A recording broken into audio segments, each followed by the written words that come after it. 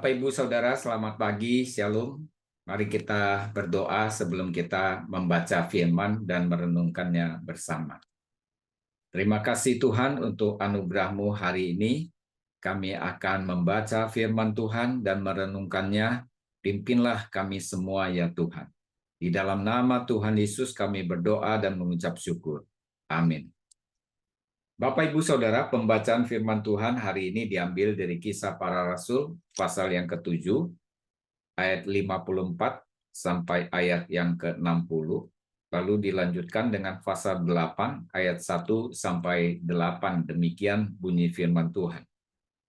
Ketika anggota-anggota Mahkamah Agama itu mendengar semuanya itu, sangat tertusuk hati mereka. Maka mereka menyambutnya dengan gertakan gigi. Tetapi Stefanus yang penuh dengan Roh Kudus menatap ke langit, lalu melihat kemuliaan Allah dan Yesus berdiri di sebelah kanan Allah. Lalu katanya, "Sungguh aku melihat langit terbuka dan Anak Manusia berdiri di sebelah kanan Allah." Maka berteriak-teriaklah mereka dan sambil menutup telinga serentak menyerbu dia. Mereka menyeret dia keluar kota, lalu melemparinya, dan saksi-saksi meletakkan jubah mereka di depan kaki seorang muda yang bernama Saulus. Sedang mereka melemparinya, Stefanus berdoa, katanya, "Ya Tuhan Yesus, terimalah rohku." Sambil berlutut, ia berseru dengan suara nyaring, "Tuhan, janganlah tanggungkan dosa ini kepada mereka." Dan dengan perkataannya itu, meninggallah ia. Saulus juga setuju bahwa Stefanus mati dibunuh. Pada waktu itu mulailah penganiayaan yang hebat terhadap jemaat di Yerusalem. Mereka semua kecuali rasul-rasul tersebar ke seluruh daerah Yudea dan Samaria. Orang-orang saleh menguburkan mayat Stefanus serta meratapinya dengan sangat. Tetapi Saulus berusaha membinasakan jemaat itu dan ia memasuki rumah demi rumah dan menyeret laki-laki dan perempuan keluar dan menyerahkan mereka untuk dimasukkan ke dalam penjara.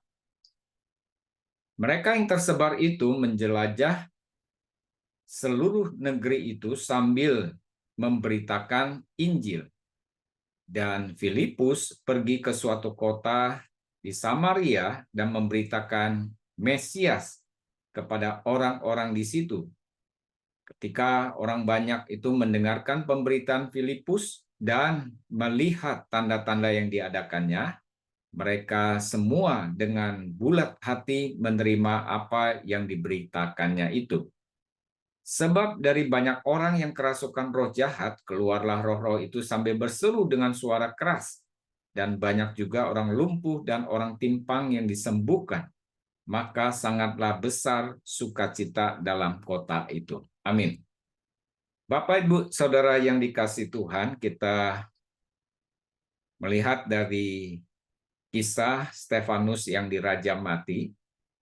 Namun ada satu hal yang luar biasa dalam kehidupan Stefanus yang penuh dengan roh, walaupun masih muda dan harus mengalami kematian dengan dirajam, namun dalam hidupnya dia meneladani apa yang Tuhan Yesus contohkan kepadanya. Sebelum ia meninggal, ia berkata, "Ya Tuhan Yesus, terimalah rohku." Sambil berlutut, ia berseru dengan suara nyaring, "Tuhan, janganlah tanggungkan dosa ini kepada mereka." Dan dengan perkataannya itu, meninggallah ia.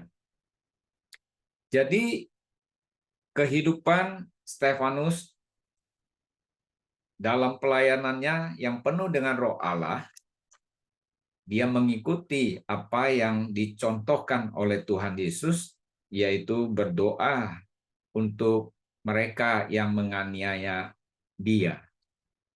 Yaitu dengan perkataan, "Janganlah tanggungkan dosa ini kepada mereka." Ini satu teladan yang luar biasa.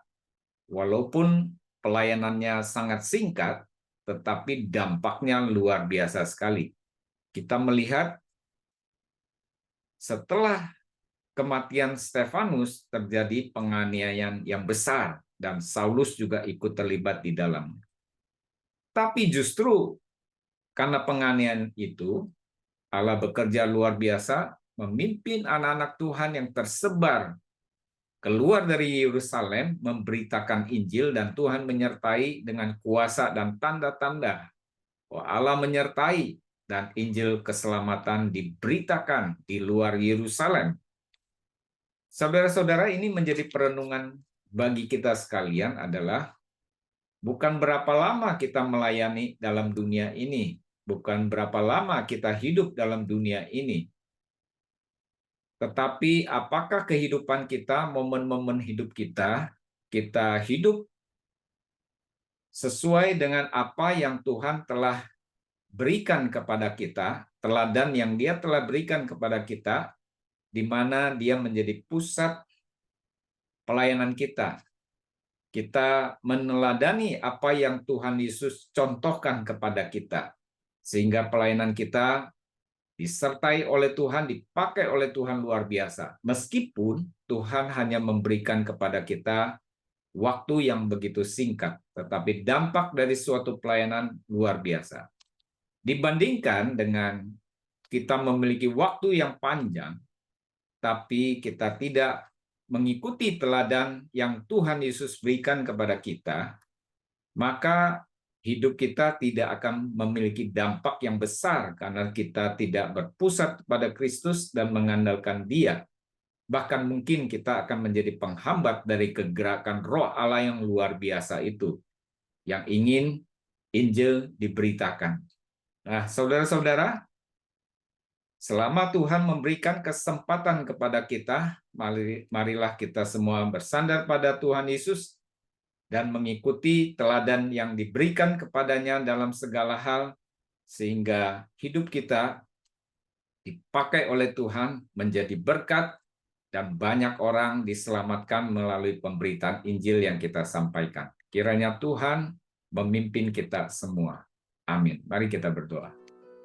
Terima kasih Tuhan, kobarkanlah api roh yang menyala-nyala dalam diri kami untuk melayani Tuhan dan senantiasa mengikuti apa yang Tuhan telah berikan kepada kami, firman Tuhan dan contoh kehidupan yang kami teladani dari Tuhan Yesus. Di dalam nama Tuhan Yesus kami berdoa dan mengucap syukur. Amin. Sampai jumpa, Tuhan memberkati kita semua.